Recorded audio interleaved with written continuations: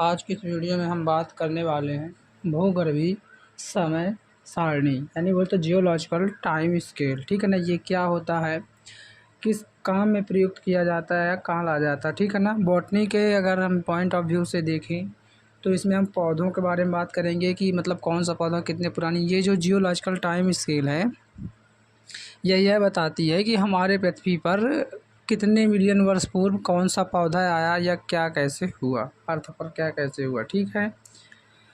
तो हम इसके इंट्रोडक्शन के बारे में बात करें तो पृथ्वी की उत्पत्ति लगभग 4.6 और अरब वर्ष 4.6 अरब वर्ष पहले हुई। प्रारंभ में यह एक आग के गोले के समान थी, अर्थात लगभग 4.6 अरब वर्ष मिलियन वर्ष पहले, अरब वर्ष पहले यह प्रारंभ हुआ, आग की गोली की तरह थी अपनी अर्थ, फिर समान तथा लगभग 0.9 अरब वर्ष में यह ठोस पृथ्वी बनी। मतलब पहले गोले के समान थी, फिर कुछ ठंडी हुई होगी, ठोस बनी हुई गैसी तरह पहले थी, कुछ मजबूती से आई होगी, लावा से ठोस बनी। जब यह ठोस गोले के रूप में बनी तब इस पर किसी भी प्रकार का जीवन नहीं था, अर्थात ये जब आग से ठंडी हुई तो इस पर कोई जीवन नहीं था। जैसे जैसे समय बीतता गया वैसे वैसे जीवन प्रारंभ हुआ। ये तो था अपना इंट्रोडक्शन जियोलॉजिकल टाइम स्केल का। ठीक है ना। मतलब पृथ्वी के बारे में उत्पत्ति कैसे हुई, सीधा सीधा।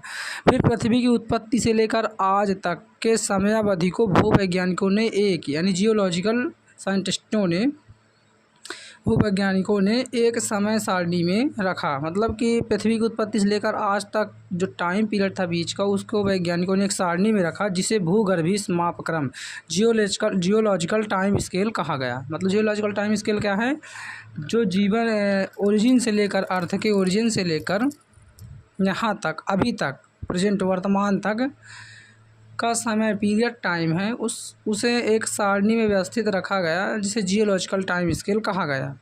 अब J.L. कल्प एवं D.L. ईचर आदि वैज्ञानिकों ने अपने अध्ययनों के आधार पर संपूर्ण भूवैज्ञानिक समय सारणी को 5 महाकल्पों इराज में बांटा है।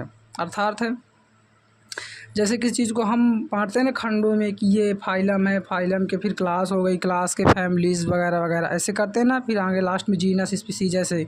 इसी प्रकार वैज्ञानिकों ने इसको 5 महाकल्प इराज में बांटा।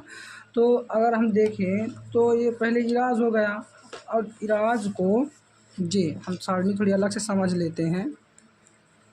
कुछ इस प्रकार बांटा गया, जैसे 5 इराज में बांटा गया, इराज हिंदी में महाकल्प। ठीक है। 5 महाकल्प में बांटा गया। अब महाकल्प को किस में बांटा गया, कल्प में। ठीक है। इसके कई कल्प हो गए, जैसे कोई एक महाकल्प और उसके कल्प 4-5 कल्प होंगे। ठीक है। कल्प को हम कहते हैं पीरियड इंग्लिश में। ठीक है। अब इसके भी कई भाग होते हैं, तो इसको ऐसे बांट सकते हैं। पीरियड को कहते, कल्प के बाद आ जाता है युग, ऐसे। ठीक है। तो एक महाकल्प, उसके कई कल्प और फिर युग। तो हम यहाँ के पर महाकल्पों पर बात करेंगे। 5 महाकल्प अब कौन कौन से हैं। पहला होगा ये, पहला आर्कियोजोइक महाकल्प यानी Archaeozoic Ira's, प्रोटीरोजोइक महाकल्प, Palaeozoic, Mesozoic, Cenozoic. अब हम इनका फिर से एक अलग अलग पढ़ेंगे। जैसे आर्कियोजोइक क्या है, प्रोटीरोजोइक में क्या हुआ, पेलियोजोइक में क्या हुआ, मीसोजोइक में क्या हुआ, सीनोजोइक में क्या हुआ। ठीक है। तो अब इतना इसका इंट्रोडक्शन हो गया। मैंने इसको चार्ट से भी समझा दिया कि कैसे बांटा गया है, क्या है जियोलॉजिकल टाइम स्केल। ठीक है। आई होप आपको समझ में आया होगा। वीडियो लॉन्ग हो जाएगी अगर हम सभी को डिफाइन करेंगे तो। अगली वीडियो में हम आर्कियोजोइक महाकल्प, प्रोटीरोजोइक महाकल्प और पेलियो, मीसो, सीनो इन सबको अलग अलग डिफाइंड करेंगे।